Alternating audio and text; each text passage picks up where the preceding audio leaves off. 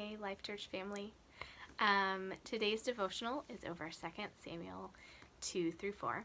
And I have to be honest, the first time I read this text, I looked at Curry and thought, I should have picked better.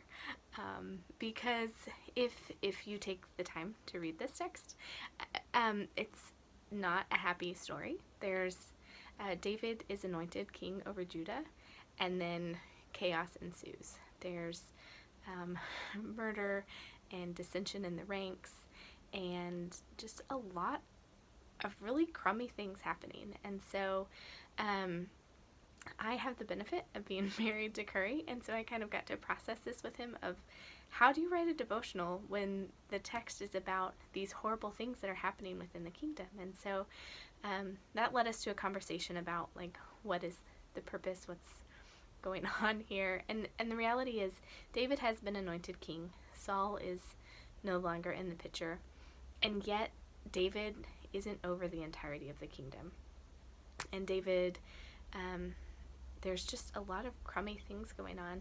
And how in our life, when God gives us a promise or we are following what we believe is his plan, for me, I expect God to then, once he's given me a promise or a plan, to pave an easy way for me to get to that goal. And although I know that's not true from my own life or from scripture, I still hold to this belief that if it's God's call, if it's God's purpose, that the transition to what God's called me to will be easy and painless. And I think this is just another scripture that points to the fact that is not true. That's not what God, that is not a promise that God gives his people, that our lives will be pain-free, that they will be without hardship, loss, grief, loss of relationship. But that doesn't mean that his plans aren't good, that his promises aren't true.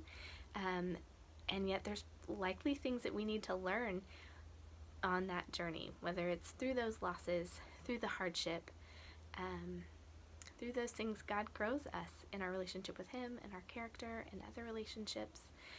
And so as you reflect on today's scripture, my encouragement to you would be, where in your life do you feel that the hardship of walking out what God has called you to, a promise that he's given you, and reflect on within the hardship where he's meeting you, the people he's put around you,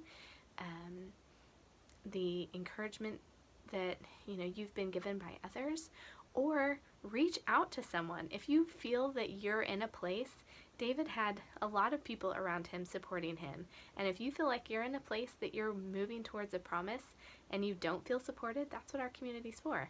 I have the luxury of not understanding the scripture and being able to go to Curry because we live in community. And so who do you need to go to around you to help walk you through the journey, support you on the way to your promise, encourage you to continue moving forward to what it is God has called you to do?